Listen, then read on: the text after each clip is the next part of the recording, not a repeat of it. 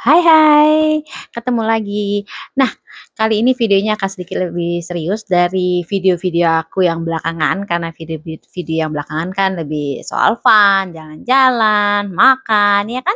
Nah, this time aku akan ngebahas sedikit soal Kanada. Soal apa? Soal perubahan yang besar yang terjadi, yang akan terjadi khususnya akhir tahun belakangan ini sampai 3 tahun ke depan. Jadi, apakah itu?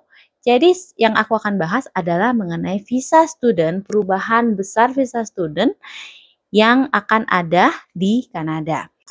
Jadi, perubahannya apa aja yang akan terjadi tahun ini?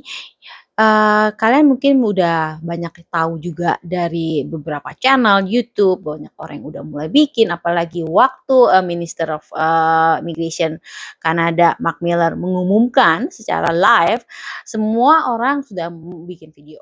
First to 20 and now coming up 24. We announced 3 big measures when it comes to international students. Aku sedikit mau membuat soal informasi ini karena ada beberapa teman yang memang udah menanyakan juga perubahan-perubahan yang terjadi di sini. Nah, kalian pengen tahu mungkin kenapa sih terjadi perubahan ini? Salah satunya adalah karena tingkat pengangguran Kanada itu April 2023 itu meningkat 1,5% persentase poin. Jadi, menurut ISDC, tingkat pengangguran di Kanada itu telah meningkat banget, guys. Dari 6,6%. Dari yang sebelumnya 6,4% itu per Agustus 2024. As I've said before, and I'm going to state it again, the temporary foreign worker program is an accordion. It's meant to flex with the economy. When we have a high number of vacancies, we can bring in more people. And as the economy tightens, we close the accordion and we make it harder for people to come in because Mark and I and our government want those jobs to go to Canadians. We want them to go to people who live here. We want them to go to students. We want them to go to newcomers. We want them to go to people who want to take those jobs. Point la ligne. Jadi sekitar ada 1,5 juta unemployment di sini, which is makanya mereka mengeluarkan batas-batas baru untuk mengurangi tenaga kerja sementara di Kanada. Aku nggak tahu apakah efek atau enggak, tapi itu kan dari government di sini dan mereka memikirkan itu seharusnya udah masak-masak. So, let's get into it. Apa aja sih yang terjadi perubahannya? Nomor 1 adalah pengurangan visa student. Jadi, pengurangan visa studentnya ini yaitu dari tahun sekarang itu akan mulai dikurangi 10% dari target sebelumnya. Kalau target sebelumnya itu sekitar 485.000 visa student, international student, dan mulai tahun ini akan dikurangi menjadi 437.000, which is ini akan gradually turun sampai 3 tahun ke belakang. Mungkin dari kalian saat ini yang masih dalam proses menunggu visa student, mungkin kalian bertanya-tanya kan kalau misalnya belum keluar juga, kok belum keluar juga ya visa aku? Bisa jadi karena sekarang kan mereka itu memang lagi mau mengurangin proporsi jumlah visa international student. Jadi benar-benar seleksinya itu diperketat banget. Dan aku dengar juga sekarang itu untuk minimum finansial untuk apply visa student itu sekarang naik banget. Aku belum cek sih berapa naiknya. Later coba aku cek kalau nanti coba aku masukin di sini kalau memang ada perubahan ya kan ya.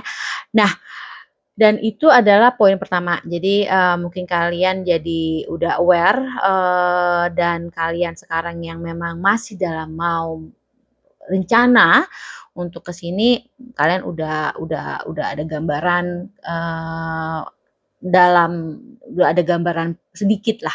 Nah, poin yang kedua adalah mulai saat ini untuk master dan PhD student itu sekarang akan diperlukan Provincial Attestation Letter atau PAL. PAL itu apa sih? PAL itu adalah surat yang dikeluarkan dari tempat provinsi kalian sekolah yang harus disertakan waktu kalian mengajukan izin visa student.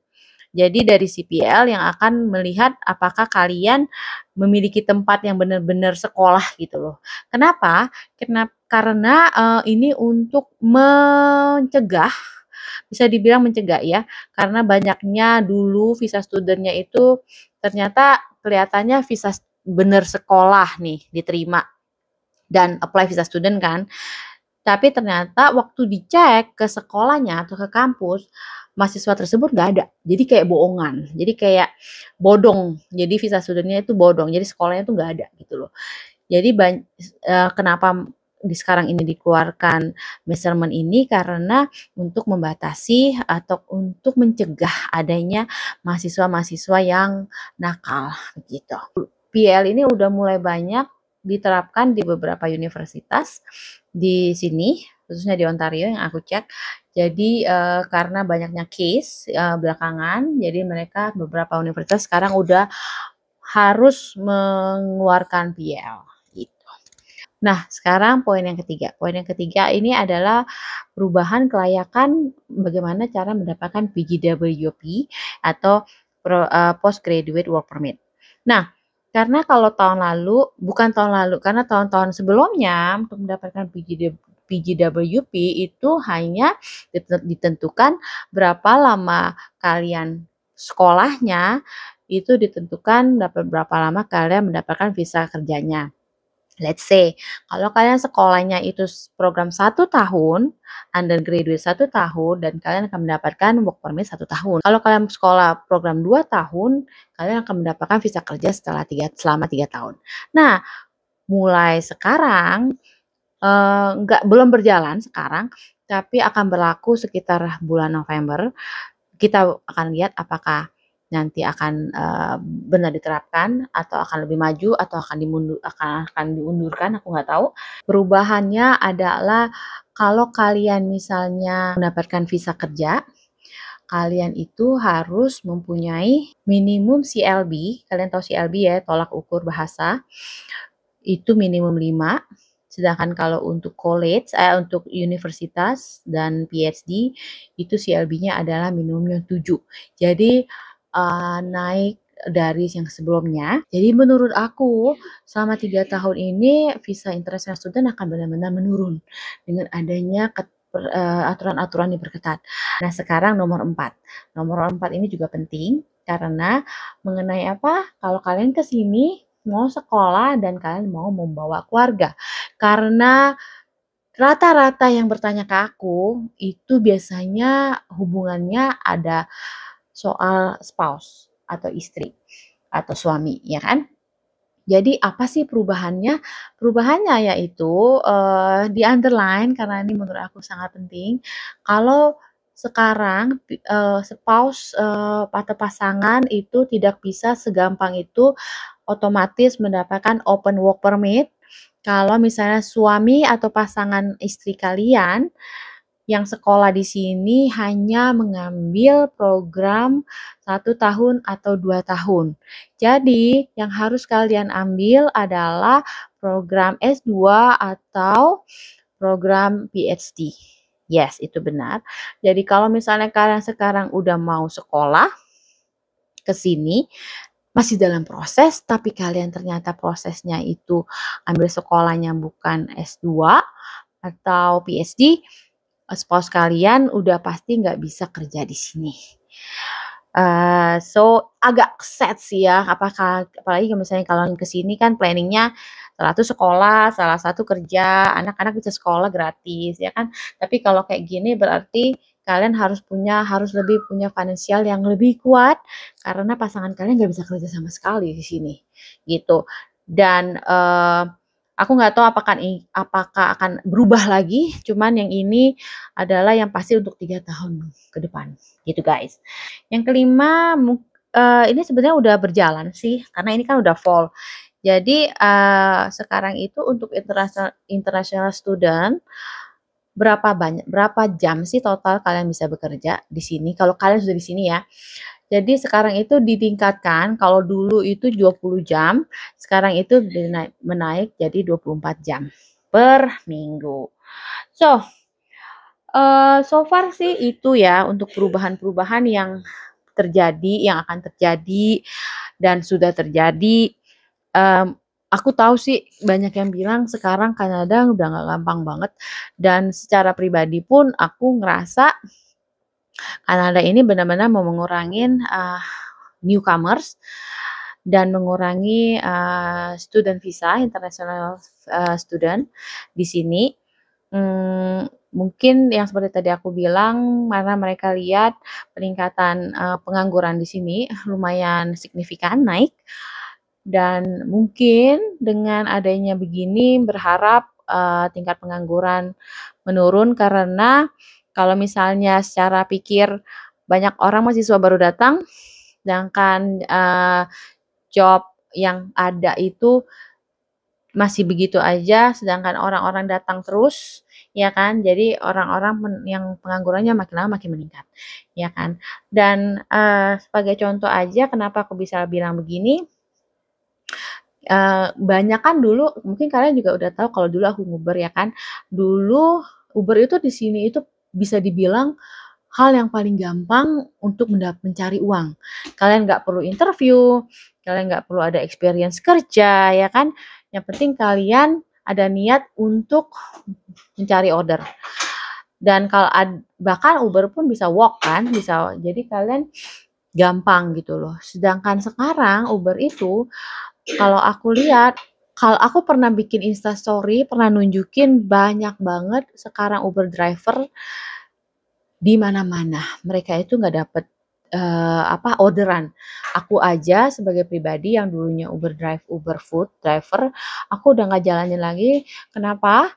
Karena nggak ada duitnya guys. Jadi let's say aku dapat orderan $3 or maksimum 5. And then sekarang itu orang-orang yang order tuh makin sedikit, nggak mau ngasih tip. Karena aku tahu karena harga juga makin naik, dan Uber, kalian kalau Uber bukan cuman order makanan, kalian akan kena service charge, karena kalian akan kena fee yang lain. That's why kalau mereka mau kasih tip lagi, itu is a bonus, ya kan? So, sekarang itu kalau untuk mencari uang di Kanada itu as a Uber, I don't think it's a good idea anymore.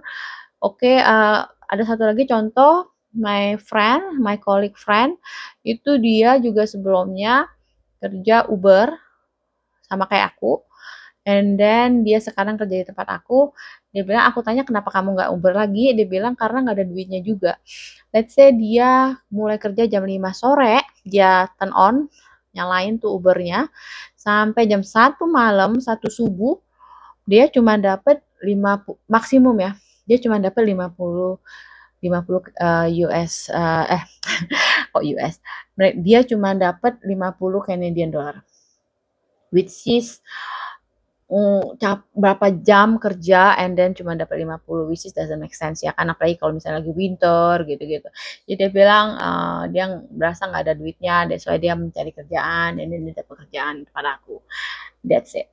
So guys, I hope ini videonya menjawab buat kalian yang penasaran soal Kanada, buat kalian yang pengen tahu masih gampang nggak sih buat ke Kanada. Bagi aku sih secara pribadi it's not that easy anymore. Itu udah definitely kelihatan banget. Aku nggak tahu untuk skill worker, jadi untuk sekarang kalau kalian mau ngajuin express entry aja, sekarang itu poinnya tuh gila-gilaan. Rata-rata poinnya, sebentar aku cek ya, aku ada di depan komputer. Nih, aku udah dapet guys. Latest ya, CRS score cut off itu di 509, which is very high point, karena kalau ini berarti kalian tuh semua harus maksimum.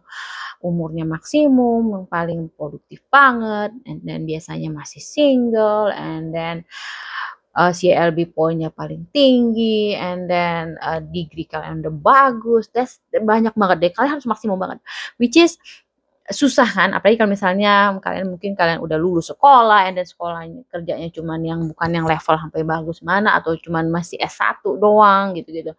So, untuk express entry aja menurut aku sekarang itu nggak segampang dulu lagi, karena poinnya tuh makin lama makin naik terus. Ya, begitulah guys. So, aku nggak mengecilkan semangat kalian, tapi itu kenyataan yang saat ini ada di depan mata.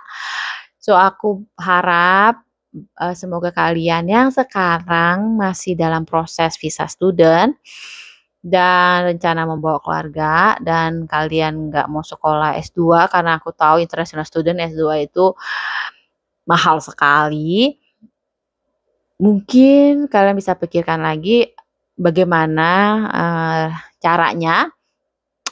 Semoga kalian mendapatkan jawaban yang terbaik, dan semoga visa student kalian juga di-approve, dan semoga semua rencana berjalan dengan lancar, ya kan? Oke, sampai sini dulu. Thank you guys sudah nonton. Jangan lupa juga kalau kalian belum subscribe, di subscribe, like, dan komennya. Terus kalian juga bisa follow my Instagram for daily updates. Biasanya aku di Instagram lebih suka kayak ngepost weather, bagaimana di sini, harga di supermarket, gitu-gitu. Karena kan aku nggak bikin video yang seperti itu kan, terlalu kecil-kecil gitu kan. Jadi for kalian yang mau follow my Instagram, please Cindo Kanada juga. Oke, sampai sini dulu videonya. I hope you like it. See you in the next video. Bye.